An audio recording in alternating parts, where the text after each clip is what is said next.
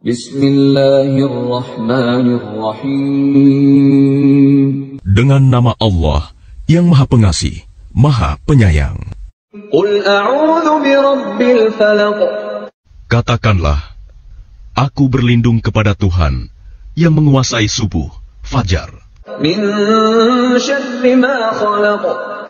Dari kejahatan makhluk yang Dia ciptakan. Wa min syarri ghasiqin idza waqab. Dan dari kejahatan malam apabila telah gelap gulita. Wa min syarrin naffatsati fil 'uqad. Dan dari kejahatan perempuan-perempuan penyihir yang meniup pada buhul-buhul talinya. Wa min syarri hasidin idza hasad. Dan dari kejahatan orang yang dengki apabila dia dengki. Assalamualaikum warahmatullahi wabarakatuh. Kembali lagi belajar PAI bareng Pak Manan. Pada pertemuan sebelumnya, kita telah membahas tentang cara membaca surat Al-Falaq dengan baik dan benar sesuai dengan tajwidnya. Hari ini kita akan belajar tentang arti daripada surat Al-Falaq, asbabun nuzul surat Al-Falaq, dan kandungan-kandungan surat Al-Falaq. Surat Al-Falaq dan surat An-Nas adalah dua surat yang diturunkan oleh Allah kepada Nabi Muhammad secara berbarengan. Surat ini juga sering disebut Mu'awwidzatain. Dalam surat ini, Allah memerintahkan kepada kita untuk memohon perlindungan kepada Allah dari segala kejahatan dan keburukan.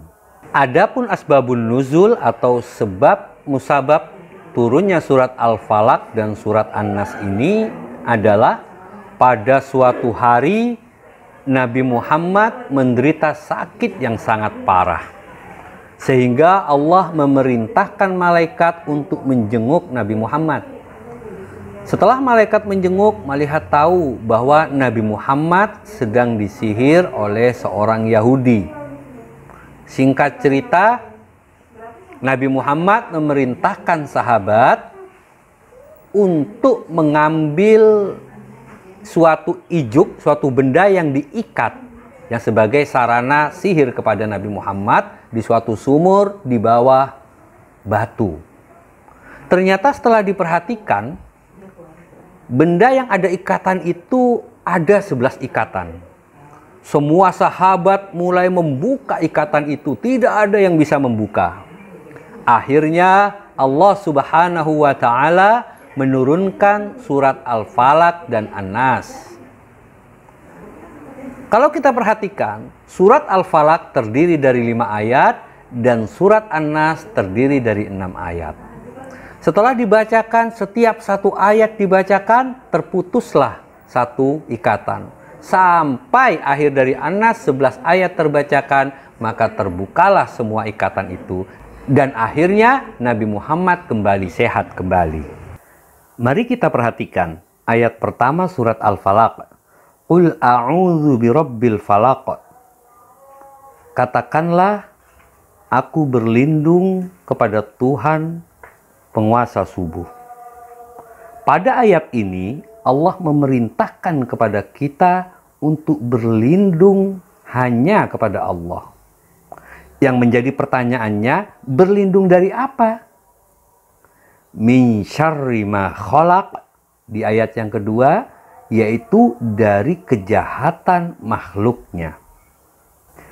Allah adalah sang pencipta, sedangkan yang diciptakan oleh Allah disebut makhluk. Makhluk ini banyak. Ada manusia seperti kita, ada hewan, ada benda-benda yang lain, dan ada juga dari jenis jin. Itu semua makhluk ciptaan Allah. Nah, di sini Allah memerintahkan kita untuk berlindung pada Allah dari kejahatan-kejahatan baik yang ditimbulkan dari makhluk-makhluk Allah. Baik itu manusia, hewan, jin, maupun dari kita sendiri. Wa min syarri ghasiqin idza waqab.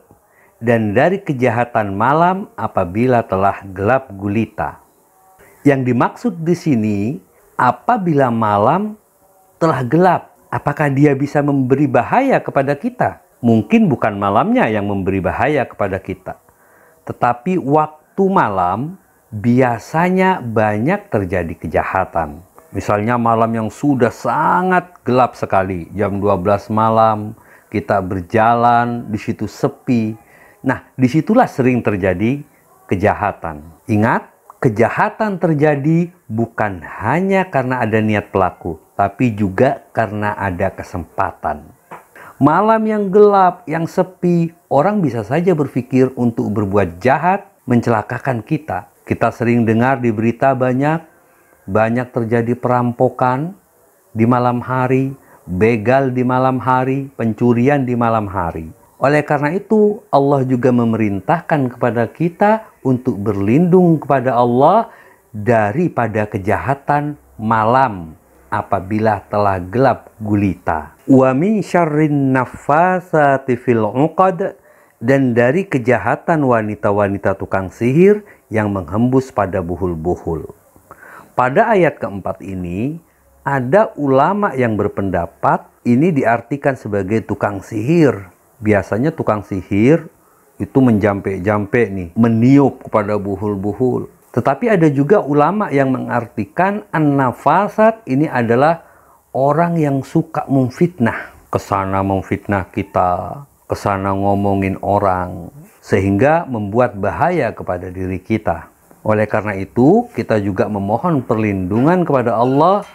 Wa min syarri hasidin idza hasad, dan dari orang-orang yang dengki apabila dia mendengki. Ayat yang terakhir ini Allah juga memerintahkan kepada kita agar kita berlindung kepada Allah dari orang-orang yang sedang dengki. Dengki ini adalah merupakan penyakit hati. Mungkin kalau dengkinya masih dalam hati, mungkin tidak bahaya kepada kita.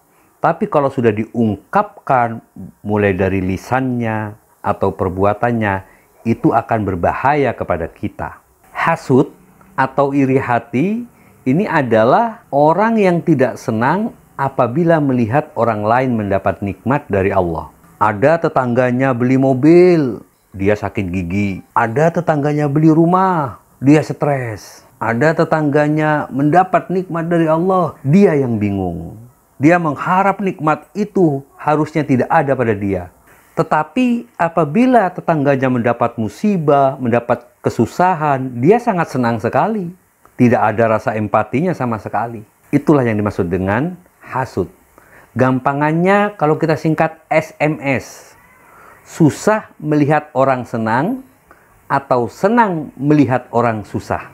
Itulah yang disebut dengan hasud. Oleh karena itu Allah memerintahkan kepada kita untuk memohon perlindungan kepada Allah daripada orang-orang yang hasud. Itulah arti dan kandungan dari surat Al-Falaq.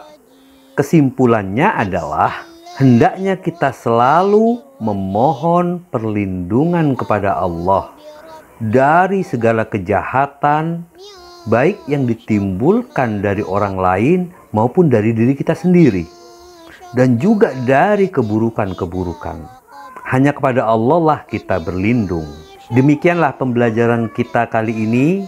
Pesan Bapak, seringlah kita baca surat Al-Falaq dan An-Nas ini. Baik kita mau dalam perjalanan, bahkan kalau kita mau tidur, bacalah surat ini untuk memohon perlindungan kepada Allah dari kejahatan-kejahatan maupun dari keburukan-keburukan. Demikian, akhirul kalam, wallahul muwaffiq ila aqwamit thoriq. Assalamualaikum warahmatullahi wabarakatuh.